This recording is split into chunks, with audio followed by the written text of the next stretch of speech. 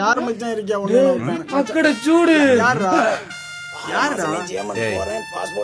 அப்படியே பண்ணி ஒரு நாயை புதைக்கணும். சரி புதைச்சிட்டு வந்துடுறேன். சார்ரா மச்சான். டேய் இங்க வாடா.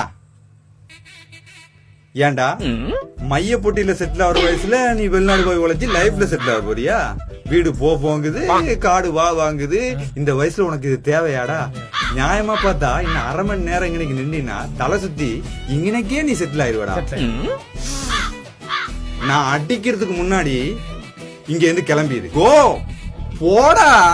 டேய் கோண்டா என்னடா? போண்ட எடுத்தா வெள்ளாட்ட பத்தி கழிச்சிருக்கா? நீ அவரை போட்டு பேசிட்டியா? யார் இவனா?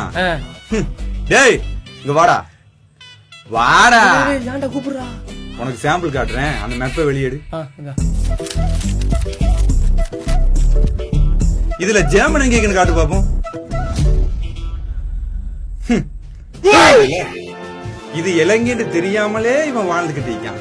இதுல இவன் வெளிநாடு போனான். டேய் கிளம்பு கிளம்பு.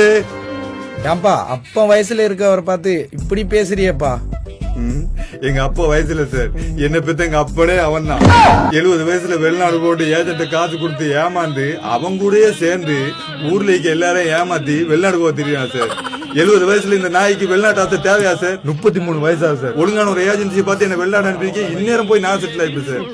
நியாயமா பார்த்தா திட்டிக்கப்படாது சார். கல்லாலே அடிச்சு கொண்டிருக்கேன். என்ன செய்ய? போலீஸ் ரிப்போர்ட்ல பிரச்சனை ஆகணும். இவனை உத்தரவோட விட்டு வச்சிருக்கேன் சார். டேய் போயிரு. கொய்யால உன்னை அடிச்சு கொண்டுருவோம் பாத்துக்க.